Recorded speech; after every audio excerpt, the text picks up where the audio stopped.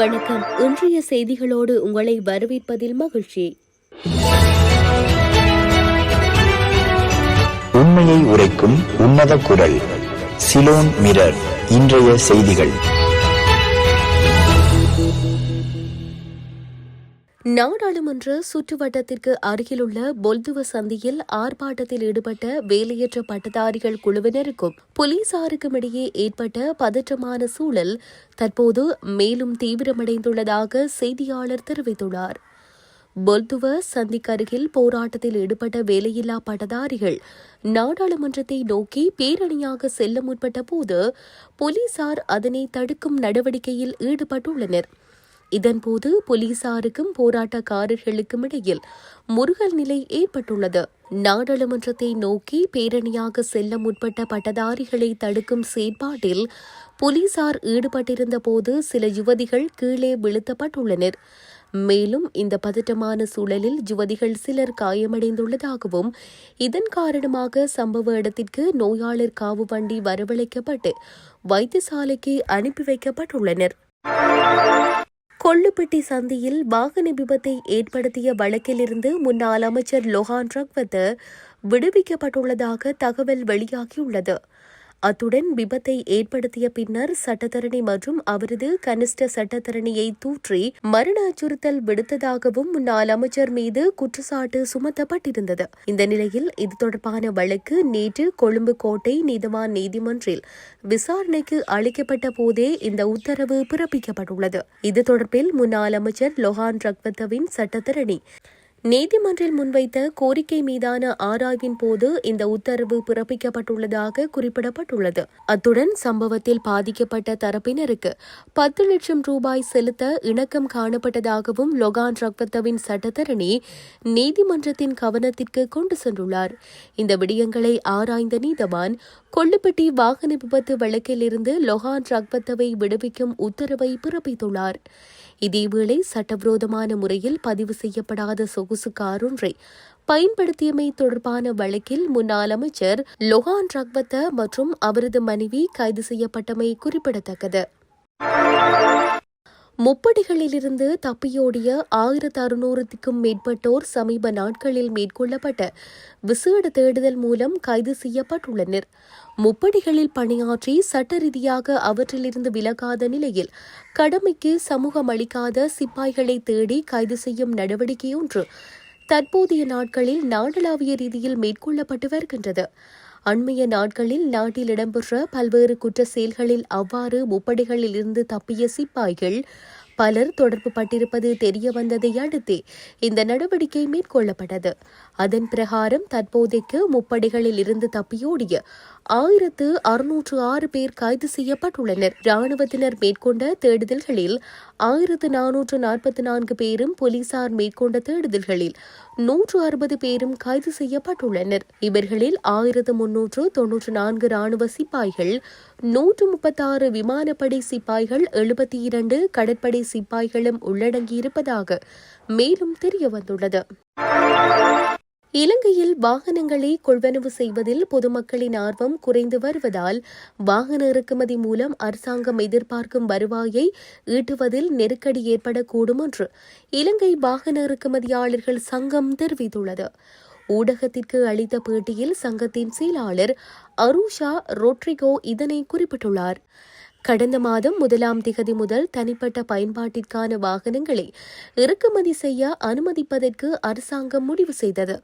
எனினும் ஏற்றுமதி ஆய்வு சான்றிதழில் ஏற்பட்ட சிக்கல் காரணமாக ஹம்பாந்தோட்டை துறைமுகத்திற்கு இறக்குமதி செய்யப்பட்ட சுமார் 400 வாகனங்களை சுங்கத்திலிருந்து விடுவிக்க முடியவில்லை.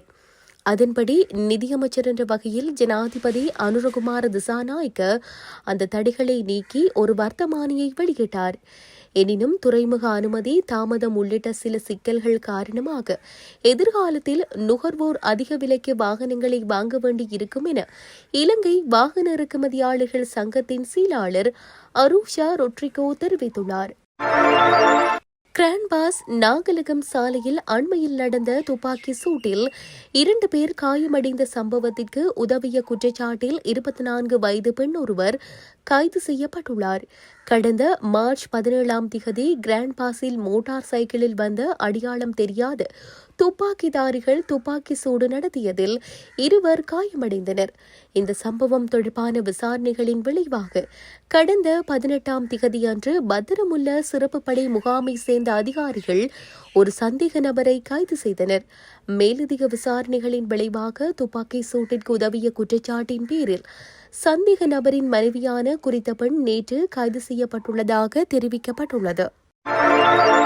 போலீஸ் செய்தி தொடர்பாளர் புத்திக மனதுங்க தான் பதவி விலகவில்லை என்று தெரிவித்துள்ளார். ஊடகங்களுக்கு கருத்து தெரிவித்த அவர் தான் இடமாற்றம் கோரியதாகவும் ஊடக அறிக்கைகளில் கூறப்படுவது போல் பதவி விலகவில்லை என்றும் குறிப்பிட்டுள்ளார்.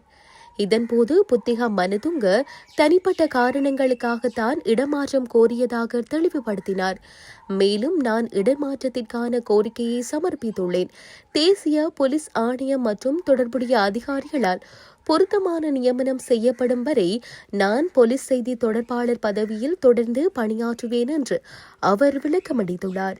இந்நிலையில் நேற்றைய தினம் போலீஸ் செய்தி தொடர்பாளர் புத்திக மனதுங்க பதவி விலகியதாக ஊடகங்களில் செய்தி வெளியாகியிருந்தமை குறிப்பிடத்தக்கது. 2016 முதல் 2019 வரையான காலப்பகுதியில் ஓய்வு பெற்றவர்களுக்கான கொடுப்பனவுகளை வெகு விரைவில் வழங்குவதற்கு நடவடிக்கை எடுக்குமாறு நாடாளுமன்ற உறுப்பினர் துரைராசா ரவிகரன் வேண்டுகோள் விடுத்துள்ளார். மேலும் குறித்த கொடுப்பனவு பெற வேண்டியவர்களில் 2000 பேர் அளவில் இறந்துவிட்டதாகவும் அவர் மேலும் சுட்டிக்காட்டினார். இன்றைய நாடாளுமன்ற அமர்வில் உரையாற்றும் போதே அவர் இந்த விடயத்தினை குறிப்பிட்டார். இதுகுறித்து அவர் மேலும் தெரிவிக்கையில், வடமாகாண ஓய்வூதியர் உரிமைகளை பேணி பாதுகாக்கும் அமைப்பு தங்களுக்குரிய குறைகளை தெரிவித்துள்ளனர். அதாவது 2016 தொடக்கம் 2019 வரை ஓய்வு பெற்றவர்களுக்கு 2020 1/1 வழங்குவதற்குரிய ஓய்வூதியமானது நாட்டின் நிலைமை காரணமாக கோட்டாபய அமைச்சரவையினால் தற்காலிகமாக நிறுத்தி வைக்கப்பட்டிருந்தது. இது தொடர்பாக தேசிய மக்கள் சக்தி சார்பான ஓய்வூதியர் சங்கத்தினர் மேன்முறையீட்டு நீதிமன்றில் வழக்கு தாக்கல் செய்துள்ளதுடன் ஆர்ப்பாட்டங்களையும் முன்னெடுத்து வந்தனர். இப்போது வழக்கு தள்ளுபடி செய்யப்பட்டுள்ளது. அப்போது அவ்வாறு போராடிய தேசிய மக்கள் சக்தி ஆதரவு தொழிற்சங்கங்கள் தேசிய மக்கள் சக்தி ஆட்சியமைத்தால் இந்த பிரச்சினைக்கு தீர்வு காணப்படும் என நம்பிக்கையூட்டி வந்தனர். 2016 முதல் 2019 வரை பாதிக்கப்பட்ட ஓய்வூதியர்கள் தேசிய மக்கள் சக்தியின் முதலாவது வரவு செலவு திட்டத்தில் இதற்கு தீர்வு கிடைக்கும் என எதிர்பார்த்திருந்தனர்.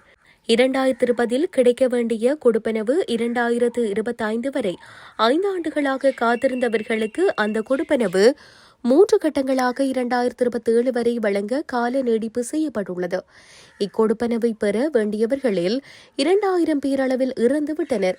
இந்த நிலையில் தற்போதைய அரசும் ஓய்வூதியர் வாழ்வு காலம் பற்றி சிந்திக்காது கொடுப்பனவை வழங்குவதை மேலும் 3 ஆண்டுகளுக்கு பிற்போடுவதாக அவர்கள் கவலையடைகின்றனர்.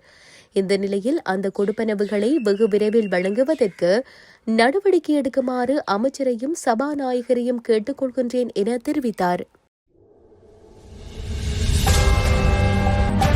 Beyond the headlines, inside the truth, your source for unbiased news. Ceylon Mirror.